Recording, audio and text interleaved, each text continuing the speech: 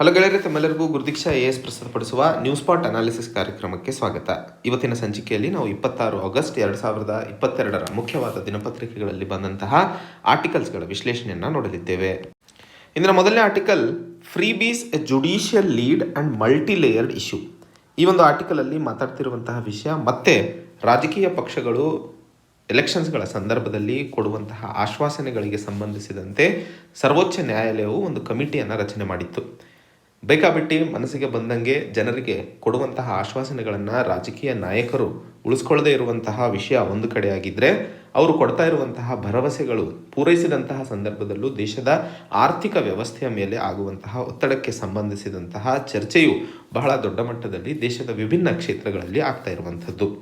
ಆ ಒಂದು ವಿಷಯಕ್ಕೆ ಸಂಬಂಧಿಸಿದಂತೆ ಇಲ್ಲಿ ಲೇಖಕರು ಈ ಫ್ರೀಬೀಸ್ ಅಥವಾ ಸಾಮಾಜಿಕ ಒಂದು ಸೆಕ್ಯೂರಿಟಿ ಅಥವಾ ರಕ್ಷಣೆ ಕೊಡುವಂತಹ ನಿಟ್ಟಿನಲ್ಲಿ ಸರ್ಕಾರ ಕೈಗೊಳ್ಳುವಂತಹ ಕ್ರಮಗಳಲ್ಲಿ ಫ್ರೀ ಬೀಸ್ ಮತ್ತು ವೆಲ್ಫೇರ್ ಸ್ಕೀಮ್ಸ್ಗಳ ನಡುವಿನ ಅಂತರ ನಾವು ಇಲ್ಲಿ ಡಿಫ್ರೆನ್ಷಿಯೇಟ್ ಮಾಡುವ ಅವಶ್ಯಕತೆ ಇದೆಯಾ, ಹಾಗೂ ಫ್ರೀ ಬೀಸ್ ಯಾವ ರೀತಿಯಲ್ಲಿ ಸರಿಪಡಿಸುವಂತಹ ನಿಟ್ಟಿನಲ್ಲಿ ಆಲೋಚನೆ ಮಾಡಬೇಕಾದಂತಹ ಸಂದರ್ಭದಲ್ಲಿ ಅದೊಂದು ಬೇರೆ ಬೇರೆ ಹಂತದಲ್ಲಿ ಇರುವಂತಹ ಸಮಸ್ಯೆಗಳನ್ನು ಸಹ ಇಲ್ಲಿ ಚರ್ಚೆ ಮಾಡುವಂಥದ್ದು. ಮೊದಲನೇ ಹಂತದಲ್ಲಿ ಇಲ್ಲಿ ನಾವು ಚರ್ಚೆ ಮಾಡ್ತಾ ಇರುವಂತಹ ವಿಷಯ UPSC general studies paper 2 social ಜಸ್ಟಿಸಿಗೆ ಸಂಬಂಧಿಸಿದಂತೆ ಬಹುಮುಖ್ಯಕರವಾದಂತಹ ಆರ್ಟಿಕಲ್ ಇದಾಗಿರುತ್ತದೆ. ಈಗಾಗಲೇ ನಾನು ಹೇಳಿದ ಹಾಗೆ ಫ್ರೀ ಬೀಸ್ಗಳ ಚರ್ಚೆಗೆ ಒಂದು ನಾಣ್ಯದ ಎರಡು ಮುಖಗಳು ಇದ್ದ ಹಾಗೆ, ಒಂದು ಕಡೆ ಒಂದು ಕ್ಷೇತ್ರದ ಅಥವಾ ಒಂದು ವರ್ಗದ ಜನರು ಫ್ರೀ ಬೀಸ್ ದೇಶದ ಟ್ಯಾಕ್ಸನ್ನು ಏನು ಸರ್ಕಾರ ಖರ್ಚು ಮಾಡ್ತಿದೆಯೋ ಅದು ವೇಸ್ಟ್ ಆಗ್ತಿದೆ ಅಂತ ಹೇಳ್ತಾ ಇರುವಂಥದ್ದು. ಆದರೆ ಇನ್ನೊಂದು ಕಡೆ ನೋಡಿದಂತಹ ಸಂದರ್ಭದಲ್ಲಿ ದೇಶದ ಬಹುದೊಡ್ಡವಾದಂತಹ ವರ್ಗ ಬದುಕಲು ಸಹಾಯ ಹಾಗೂ ಬದುಕಲು ಒಂದು ಹೋಪ್, ನಂಬಿಕೆಯನ್ನು ಸೃಷ್ಟಿಸುವಂತಹ ಕ್ರಮವನ್ನು ಫ್ರೀ ಬೀಸ್ ಅಥವಾ ಸರ್ಕಾರ ಕೊಡ್ತಾ ಇರುವಂತಹ ಸಾಮಾಜಿಕ ಭದ್ರತೆಗೆ ಸಂಬಂಧಿಸಿದಂತಹ ಚರ್ಚೆ ಇನ್ನೊಂದು ಕಡೆ ಆಗ್ತಾ ಇರುವಂಥದ್ದು. ಈಗ ಮೊದಲನೇ ಹಂತದಲ್ಲಿ ಫ್ರೀ ಬೀಸ್ ಅನ್ನುವಂತಹ ವಿಷಯಕ್ಕೆ ಸಂಬಂಧಿಸಿದಂತೆ ಸರ್ವೋಚ್ಚ ನ್ಯಾಯಾಲಯ ಮಾತಾಡ್ತಾ ಇದ್ದಂತಹ ಸಂದರ್ಭದಲ್ಲಿ ಯಾವುದು ಫ್ರೀ ಬೀಸ್ ಆಗಿರ್ತವೆ, ಯಾವುದು ಸೋಷಲ್ ವೆಲ್ಫೇರ್ ಮೆಷರ್ಸ್ ಆಗಿರ್ತವೆ, ಸಾಮಾಜಿಕ ಭದ್ರತೆಗೆ ಸಂಬಂಧಿಸಿದಂತಹ ಅಥವಾ ಸಾಮಾಜಿಕವಾದಂತಹ ನ್ಯಾಯವನ್ನು ಒದಗಿಸುವಂತಹ ನಿಟ್ಟಿನಲ್ಲಿ ಅನ್ನುವಂಥದ್ದನ್ನು ಮೊದಲು ವಿಂಗಡಿಸಬೇಕಿತ್ತು ಅನ್ನುವಂಥದ್ದು. ಆ ಒಂದು ನಿಟ್ಟಿನಲ್ಲಿ ಇವತ್ತು ಸರ್ಕಾರ ಬಹಳಷ್ಟು ಕ್ಷೇತ್ರಗಳಲ್ಲಿ ಸಬ್ಸಿಡಿಗಳನ್ನು ಕೊಡ್ತಾ ಇದೆ.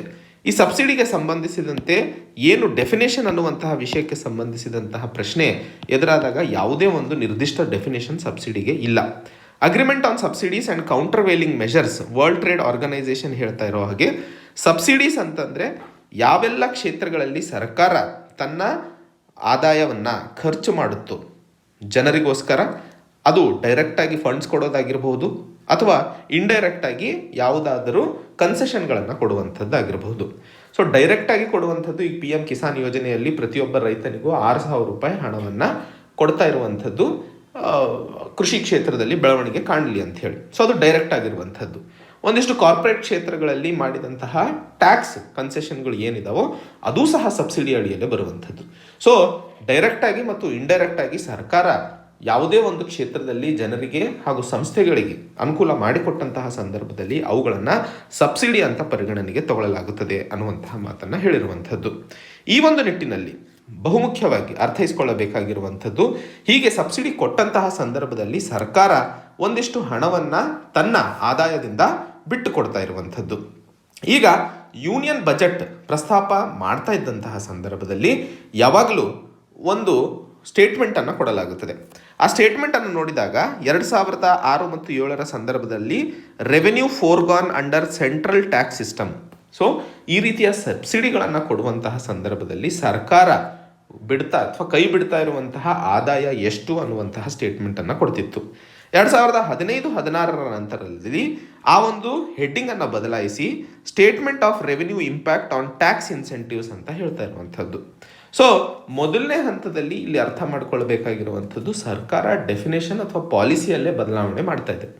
ಅಂದರೆ ಒಂದು ಕಡೆ ನಾವು ಆದಾಯವನ್ನು ಬಿಟ್ಟು ಕೊಡ್ತಾ ಇದ್ವಿ ಅನ್ನುವಂತಹ ಮಾತನ್ನು ಏನು ಹೇಳ್ತಾ ಇದ್ದೀವೋ, ಎರಡನೇ ಕಡೆ ಏನೆಲ್ಲ ಟ್ಯಾಕ್ಸ್ ಇನ್ಸೆಂಟಿವ್ಸ್ಗಳನ್ನು ಕೊಡ್ತಾ ಇದ್ದೀವಿ ಅನ್ನುವಂತಹ ಮಾತಿಗೆ ಬದಲಾಗಿರುವಂತಹ ಒಂದು ಪರ್ಸೆಪ್ಷನ್ನ ಬಗ್ಗೆ ಅರ್ಥೈಸ್ಕೊಳ್ಳಬೇಕು.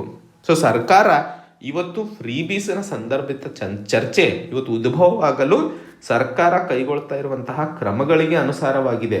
ಡೈರೆಕ್ಟಾಗಿ ಏನೋ ಒಂದೇ ರಾತ್ರಿಯಲ್ಲಿ ಅದು ಹುಟ್ಕೊಂಡಿದೆ ಅನ್ನುವಂತಹ ವಿಷಯ ಏನಲ್ಲ ಇದು ಅನ್ನುವಂಥದ್ದನ್ನು ಮೊದಲನೇ ಹಂತದಲ್ಲಿ ಅರ್ಥೈಸ್ಕೊಳ್ಳಬೇಕಾಗಿರುವಂಥದ್ದು. ಹಾಗೂ ಈ ಒಂದು ಸಂದರ್ಭದಲ್ಲಿ ಟ್ಯಾಕ್ಸ್ ಪ್ರಿಫರೆನ್ಸಸ್ ಅನ್ನುವಂತಹ ಒಂದು ಕಾನ್ಸೆಪ್ಟ್ನ ಬಗ್ಗೆಯೂ ತಾವಿಲ್ಲಿ ಅರ್ಥ ಮಾಡಿಕೊಳ್ಳಬೇಕು. ಟ್ಯಾಕ್ಸ್ ಪ್ರಿಫರೆನ್ಸಸ್ ಅಂತಂದರೆ ಸರ್ಕಾರ ಎರಡು ರೀತಿಯ ಟ್ಯಾಕ್ಸಸ್ಗಳನ್ನು ಹಾಕುತ್ತದೆ. ಒಂದು ಡೈರೆಕ್ಟ್ ಟ್ಯಾಕ್ಸ್ ಇರುವಂಥದ್ದು, ಎರಡನೇದು ಇಂಡೈರೆಕ್ಟ್ ಟ್ಯಾಕ್ಸ್ ಇರುವಂಥದ್ದು. ಈಗ ಯಾವಾಗಲೂ ಟ್ಯಾಕ್ಸ್ನಲ್ಲಿ ಏನಾದರೂ ಸಡಿಲಿಕೆ ಮಾಡಿದಂತಹ ಸಂದರ್ಭದಲ್ಲಿ ನಾಗರಿಕರಿಗೆ ಒಂದಿಷ್ಟು ಸೇವಿಂಗ್ಸ್ ಅಕೌಂಟ್ನಲ್ಲಿ ಹೆಚ್ಚಿನ ಹಣ ಅಥವಾ ಆದಾಯ ಉಳ್ಕೊಳ್ಳುವಂಥದ್ದು, ದೇಶದಲ್ಲಿ ವ್ಯಾಪಾರದಲ್ಲಿ ಕೊಡುವಂತಹ ಒಂದಿಷ್ಟು ಇನ್ಸೆಂಟಿವ್ಸ್ಗಳಿಂದಾಗಿ ರಫ್ತಾಗ್ತಾ ಇರುವಂತಹ ಸಂಖ್ಯೆ ಹೆಚ್ಚಾಗಬಹುದು. ಹಾಗೂ ಬೇರೆ ಕ್ಷೇತ್ರಗಳಲ್ಲಿ ಇಂಡಸ್ಟ್ರೀಸ್ಗಳಿಗೆ ಕೊಡುವಂತಹ ಟ್ಯಾಕ್ಸ್ ಇನ್ಸೆಂಟಿವ್ಸ್ನಿಂದಾಗಿ ಇನ್ಫ್ರಾಸ್ಟ್ರಕ್ಚರ್, ಫೆಸಿಲಿಟೀಸ್, ಸೈಂಟಿಫಿಕ್ ರಿಸರ್ಚ್ ಹೆಚ್ಚಾಗಬಹುದು. ಹೀಗೆ ಸರ್ಕಾರ ಕೊಡುವಂತಹ ಟ್ಯಾಕ್ಸ್ನ ಸಡಿಲಿಕೆ ಏನಿದೆ ಅದಕ್ಕೆ ನಾವು ಟ್ಯಾಕ್ಸ್ ಪ್ರಿಫರೆನ್ಸಸ್ ಅಂತ ಅಂತೀವಿ. ಟ್ಯಾಕ್ಸ್ ಪ್ರಿಫರೆನ್ಸಸ್ ಅಂತಂದರೆ ಒಟ್ಟಾರೆ ಸರ್ಕಾರ ಕೊಡ್ತಾ ಇರುವಂತಹ ಟ್ಯಾಕ್ಸ್ ಕನ್ಸೆಷನ್ ಆಗಿರುತ್ತದೆ. ಆ ಟ್ಯಾಕ್ಸ್ ಕನ್ಸೆಷನ್ನಿಂದಾಗಿ ಯಾರು ಲಾಭವನ್ನು ಪಡ್ಕೊಳ್ತಾ ಇದ್ದಾರೆ, ಯಾರು ಆ ಒಂದು ಲಾಭವನ್ನು ಪಡ್ಕೊಂಡು ದೇಶದ ಸಮಗ್ರ ಬೆಳವಣಿಗೆಗೆ ಅನುಕೂಲ ಮಾಡಿಕೊಡ್ತಾರೆ ಅನ್ನುವಂಥದ್ದು ಸರ್ಕಾರ ಅಂದ್ಕೊಂಡಿರುತ್ತೋ ಆ ಕ್ಷೇತ್ರಗಳನ್ನು ನಾವು ಟ್ಯಾಕ್ಸ್ ಪ್ರಿಫರೆನ್ಸಸ್ನ ಕೆಟಗರಿಯಲ್ಲಿ ವಿಂಗಡಿಸ್ತೀವಿ. ಹೀಗೆ ಸರ್ಕಾರ ಕಾರ್ಪೊರೇಟ್ ಟ್ಯಾಕ್ಸನ್ನು ಸಡಿಲಿಕೆ ಮಾಡಿತ್ತು. ಈ ಕಾರ್ಪೊರೇಟ್ ಟ್ಯಾಕ್ಸ್ನಲ್ಲಿ ಮಾಡಿದಂತಹ ಸಡಿಲಿಕೆಯಿಂದಾಗಿ ದೇಶದಲ್ಲಿ ಆಗಬೇಕಾದಂತಹ ಉದ್ಯೋಗಾವಕಾಶಗಳ ಹೆಚ್ಚಳ ಹಾಗೂ ದೇಶದ ಆರ್ಥಿಕ ವ್ಯವಸ್ಥೆಯಲ್ಲಿ ಆಗಬಹುದಾದಂತಹ ಬದಲಾವಣೆ ಏನಿತ್ತೋ ಆ ಉದ್ದೇಶ ಪೂರೈಸಲು ಸಾಧ್ಯವಾಗಿಲ್ಲ ಈ ಕಾರ್ಪೊರೇಟಿಂದಾಗಿ. ಉದಾಹರಣೆಗೆ ಈ ಕಾರ್ಪೊರೇಟ್ ಟ್ಯಾಕ್ಸ್ನಲ್ಲಿ ಆದಂತಹ ಬದಲಾವಣೆ ಬಹಳ ದೊಡ್ಡ ಮಟ್ಟದಲ್ಲಿ ಮಾತಾಡಬೇಕು ಅಂತಂದರೆ comptroller and auditor general CAG ಮಾಡಿದಂತಹ ಒಂದು ರಿಪೋರ್ಟ್ 2016ರ ಪ್ರಕಾರ 2010-11ರಲ್ಲಿ ನಾವು 21% ಡೈರೆಕ್ಟ್ ಟ್ಯಾಕ್ಸನ್ನು ಬಿಟ್ಕೊಟ್ಟಿದ್ವಿ. ಅಂದರೆ ಸರ್ಕಾರ 2014-15ರಲ್ಲಿ ಅದನ್ನು ಇಳಿಸಿ 15%ಕ್ಕೆ ಇಳಿಸಿದ್ವಿ. ಆದರೆ 2019 ಮತ್ತು 20ರಲ್ಲಿ 22% ಟ್ಯಾಕ್ಸ್, ಅಂದರೆ ಕಡಿಮೆ ಆಗಿದ್ದು ಮತ್ತೆ ಹೆಚ್ಚಾಗಿದೆ. ಅಂದರೆ ಸರ್ಕಾರ ಟ್ಯಾಕ್ಸ್ ಪ್ರಿಫರೆನ್ಸಸ್ಸನ್ನು ಹೆಚ್ಚು ಕೊಡ್ತಾ ಇದೆ 2019-20ರ ದಶಕದಲ್ಲಿ ಆರ್ಥಿಕ ವರ್ಷದಲ್ಲಿ. ಕೊಟ್ಟಂತಹ ಸಂದರ್ಭದಲ್ಲೂ ದೇಶದ ಅಬ್ಜೆಕ್ಟಿವ್ ಏನಿತ್ತು ಅಥವಾ ಸರ್ಕಾರದ ಅಬ್ಜೆಕ್ಟಿವ್ ಏನಿತ್ತಲ್ಲ ಅದು ನಾವು ಸಮರ್ಪಕವಾಗಿ ಸಾಧಿಸಲು ಸಾಧ್ಯವಾಗಿಲ್ಲ. ಒಂದು ಕಡೆ ಹೆಚ್ಚಿನ ಟ್ಯಾಕ್ಸ್ ಪ್ರಿಫರೆನ್ಸಸ್ ಏನಿದಾವಲ್ಲ ಅದು ನಾವು ಕಾರ್ಪೊರೇಟ್ಗಳಿಗೆ, ಇಂಡಸ್ಟ್ರಿಗಳಿಗೆ ಕೊಡ್ತಾ ಇದ್ದೀವಿ. ಬಟ್ ಮೂರನೇ ಹಂತದಲ್ಲಿ ನೋಡಿದಾಗ ಆರೋಗ್ಯ, ಶಿಕ್ಷಣ ಮತ್ತು ಕೃಷಿ ಕ್ಷೇತ್ರದಲ್ಲಿ ಸರ್ಕಾರ ಕೊಡ್ತಾ ಇರುವಂತಹ ಸವಲತ್ತುಗಳ ಸಂಖ್ಯೆ ಎಷ್ಟಿದೆ? ಉದಾಹರಣೆಗೆ ಭಾರತ ಸರ್ಕಾರ ಇವತ್ತು ಆರೋಗ್ಯಕ್ಕೆ ಸಂಬಂಧಿಸಿದಂತೆ 1.5% GDPಯ ಹಣವನ್ನು ಖರ್ಚು ಮಾಡ್ತಾ ಇರುವಂಥದ್ದು. ಶಿಕ್ಷಣಕ್ಕೆ ಕೊಠಾರಿ ಕಮಿಷನ್ 1966ರಲ್ಲೇ ಹೇಳಿತ್ತು, ಶಿಕ್ಷಣಕ್ಕೆ ಸಂಬಂಧಿಸಿದಂತೆ ದೇಶದ ಆರ್ಥಿಕ ವ್ಯವಸ್ಥೆಯ 6% ಹಣವನ್ನು ಖರ್ಚು ಮಾಡುವ ಅವಶ್ಯಕತೆ ಇದೆ ಅನ್ನುವಂಥದ್ದು. ಕೃಷಿ ಕ್ಷೇತ್ರದಲ್ಲೂ ಸಹ ಈ ಒಂದು ಕೊಡುಗೆ ಹೆಚ್ಚಾಗುವ ಅವಶ್ಯಕತೆ ಇದೆ ಅನ್ನುವಂತಹ ಮಾತನ್ನು ಹೇಳಿತ್ತು. ಹೀಗಿದ್ದರೂ ಸಹ ಈ ಕ್ಷೇತ್ರಗಳಲ್ಲಿ ಆ ಒಂದು ಇನ್ವೆಸ್ಟ್ಮೆಂಟ್ ಸರ್ಕಾರದ ಕಡೆಯಿಂದ ಹೂಡಿಕೆ ಅನ್ನುವಂಥದ್ದು ಏನು ಹೇಳ್ತೀವೋ ಅದು ಹೆಚ್ಚಾಗ್ತಾ ಇಲ್ಲ. ಬಟ್ ಬೇರೆ ಕ್ಷೇತ್ರಗಳಿಗೆ ಸಿಗ್ತಾ ಇರುವಂತಹ ಲಾಭ ಹೆಚ್ಚಾಗ್ತಿದೆ. ಆ ಒಂದು ಕಾರಣಕ್ಕೆ ಇಲ್ಲಿ ಅರ್ಥ ಮಾಡಿಕೊಳ್ಳಬೇಕಾಗಿರುವಂಥದ್ದು, ಇವತ್ತು ದೇಶದಲ್ಲಿ ಫ್ರೀ ಬೀಸ್ ಮತ್ತು ವೆಲ್ಫೇರ್ ಸ್ಕೀಮ್ಸ್ನ ವಿಂಗಡಣೆ ಬಹುಮುಖ್ಯಕರವಾಗಿರುತ್ತದೆ. ಈಗ ಕಾರ್ಪೊರೇಟ್ ಟ್ಯಾಕ್ಸ್ಗಳನ್ನು ಏನು ಕೊಡಲಾಗ್ತಿದೆಯೋ ಅವುಗಳನ್ನು ಫ್ರೀ ಬೀಸ್ ಹೇಳಬೇಕಾ, ಅಥವಾ ಸಾಮಾಜಿಕ ಭದ್ರತೆ ಕೊಡ್ತಾ ಇರುವಂತಹ ಆರೋಗ್ಯ, ಶಿಕ್ಷಣ ಮತ್ತು ಕೃಷಿ ಕ್ಷೇತ್ರಕ್ಕೆ ಸಂಬಂಧಿಸಿದಂತಹ ವ್ಯವಸ್ಥೆ ಏನು ನಡೀತಾ ಇದೆಯೋ ಅದನ್ನು ಫ್ರೀ ಬೀಸ್ ಅಂತ ಕರಿಬೇಕಾ? ಹಾಗೆ ನೋಡಿದಾಗ ಇದೆಲ್ಲವನ್ನು ಅನಾಲಿಸಿಸ್ ಮಾಡಿದಂತಹ ಸಂದರ್ಭದಲ್ಲಿ ದೇಶದಲ್ಲಿ ಇವತ್ತು ಸಾಮಾಜಿಕ ಭದ್ರತೆಗೆ ಸಂಬಂಧಿಸಿದಂತಹ ಕಾರ್ಯಕ್ರಮಗಳು ಏನಿದಾವೆ ಅವೆಲ್ಲ ಅತ್ಯವಶ್ಯಕವಾಗಿರ್ತವೆ ಅನ್ನುವಂತಹ ಮಾತನ್ನು ಇಲ್ಲಿ ಹೇಳಲು ಪ್ರಯತ್ನಿಸ್ತಿರುವಂಥದ್ದು. ಮುಂದಿನ article, supreme court to review prevention of money laundering act order on 2 aspects. ಈ ಆರ್ಟಿಕಲಲ್ಲಿ ಬಹುಮುಖ್ಯವಾಗಿ ಸರ್ವೋಚ್ಚ ನ್ಯಾಯಾಲಯವು ಪ್ರಿವೆನ್ಷನ್ ಆಫ್ ಮನಿ ಲಾಂಡರಿಂಗ್ ಆ್ಯಕ್ಟಿಗೆ ಸಂಬಂಧಿಸಿದಂತೆ ಜುಲೈ 27ರಂದು ಕೊಟ್ಟಂತಹ ಒಂದು ಜಜ್ಮೆಂಟನ್ನು ರೀಕನ್ಸಿಡರ್ ಮಾಡುವಂತಹ ಒಪ್ಪಿಗೆಯನ್ನು ಕೊಟ್ಟಿರುವಂತಹ ನಿಟ್ಟಿನಲ್ಲಿ ಈ ಆರ್ಟಿಕಲನ್ನು ನಾವು ನೋಡ್ತಾ ಇರುವಂಥದ್ದು. ಇಲ್ಲಿ ಚರ್ಚೆ ಮಾಡ್ತಿರುವಂತಹ ವಿಷಯ ಬಹುಮುಖ್ಯವಾಗಿ ಜುಡಿಷರಿಗೆ ಸಂಬಂಧಿಸವಾಗಿರುವಂಥದ್ದಿಂದ GS2, UPSC, ಪಾಲಿಟಿಗೆ ಸಂಬಂಧಿಸಿದಂತೆ ಈ ಒಂದು ಆರ್ಟಿಕಲ್ ಬಹುಮುಖ್ಯಕರವಾಗಿರುತ್ತದೆ. ಮೊದಲನೇ ಹಂತದಲ್ಲಿ ಜುಲೈ 27ರಂದು ಕೊಟ್ಟಂತಹ ಜಜ್ಮೆಂಟ್ನಲ್ಲಿ ಇದ್ದಂತಹ ಸಮಸ್ಯೆ ಏನು?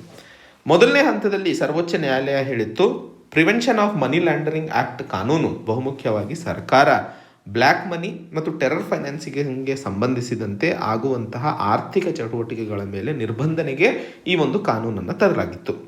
ಆ ಒಂದು ಕಾನೂನನ್ನು ಬಹುಮುಖ್ಯವಾಗಿ ಜನ ಲೂಪ್ ಹೋಲ್ಸ್ಗಳನ್ನು ಉಪಯೋಗಿಸಿ ತಮ್ಮ ಕೃತ್ಯಗಳನ್ನು ಮುನ್ಸಾಗಿಸ್ತಾ ಇರುವಂತಹ ಸಂದರ್ಭದಲ್ಲಿ ಈ ಪ್ರಿವೆನ್ಷನ್ ಆಫ್ ಮನಿ ಲಾಂಡರಿಂಗ್ ಆ್ಯಕ್ಟ್ನ ಅಡಿಯಲ್ಲಿ ಇರುವಂತಹ 2 ಪ್ರಾವಧಾನಗಳನ್ನು ಎತ್ತಿ ಹಿಡಿದಿತ್ತು.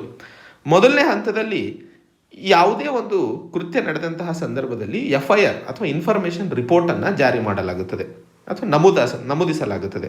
ಅದೇ ರೀತಿಯಲ್ಲಿ ಇಲ್ಲಿ ಎನ್ಫೋರ್ಸ್ಮೆಂಟ್ ಕೇಸ್ ಇನ್ಫಾರ್ಮೇಷನ್ ರಿಪೋರ್ಟ್ ಅನ್ನೋದು ನಮೂದಾಗುತ್ತದೆ.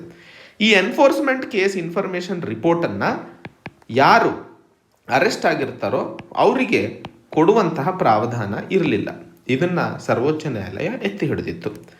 ಎರಡನೆಯ ಬಹುಮುಖ್ಯವಾದಂತಹ ಪ್ರಾವಧಾನ ಎಲ್ಲಿ ಚರ್ಚೆ ಅಥವಾ ವಿವಾದದಲ್ಲಿತ್ತು ಅದು ಬಹುಮುಖ್ಯವಾಗಿ ಬರ್ಡನ್ ಆಫ್ ಪ್ರೂಫ್ ಯಾರು ಅರೆಸ್ಟ್ ಆಗಿರ್ತಾರೋ ಅವ್ರ ಮೇಲೆ ಇರ್ತಿತ್ತು. ಈಗ ಸಪೋಸ್ ಪೊಲೀಸರು ತಮಗೆ ಅರೆಸ್ಟ್ ಮಾಡಿರ್ತಾರೆ ಯಾವುದೋ ಒಂದು ಕೃತ್ಯಕ್ಕೆ ಸಂಬಂಧಿಸಿದಂತೆ, ಯೂಶಲಿ ಪೊಲೀಸರು ಅದನ್ನು ಪ್ರೂವ್ ಮಾಡಬೇಕಾಗಿರುತ್ತೆ. But prevention of money laundering ಆ್ಯಕ್ಟ್ನ ಅಡಿಯಲ್ಲಿ ಏನಾದರೂ ಅರೆಸ್ಟ್ ಆದರೆ ಯಾರು ಅರೆಸ್ಟ್ ಆಗಿರ್ತಾರೋ ಅದು ಅವ್ರ ಜವಾಬ್ದಾರಿ ಆಗುತ್ತೆ, ನಾನು ತಪ್ಪಿತಸ್ಥನಲ್ಲ ಅನ್ನುವಂಥದ್ದು ಪ್ರೂವ್ ಮಾಡೋದು. ಸೊ ಈ 2 ವಿವಾದಕ್ಕೆ ಒಳಗಾಗಿದ್ವು, ಇವೆರಡು ಪ್ರಾವಿಷನ್ಸ್ಗಳು. ಆ ವಿಷಯಕ್ಕೆ ಸಂಬಂಧಿಸಿದಂತೆ ಬಹಳಷ್ಟು ಆರ್ಟಿಕಲ್ಸ್ಗಳನ್ನು ಹಿಂದಿನ ಸುದ್ದಿ ವಿಶ್ಲೇಷಣೆಯಲ್ಲೂ ನಾವು ನೋಡಿದ್ವಿ. ಈಗ ಸರ್ವೋಚ್ಚ ನ್ಯಾಯಾಲಯ ಒಪ್ಪಿಗೆಯನ್ನು ಕೊಟ್ಟಿದೆ ಈ 2 ಪ್ರಾವಧಾನಗಳನ್ನು ರೀಕನ್ಸಿಡರ್ ಮಾಡುವಂತಹ ಅವಶ್ಯಕತೆ ಇದೆ ಅನ್ನುವಂತಹ ಮಾತಿಗೆ ಸಂಬಂಧಿಸಿದಂತೆ.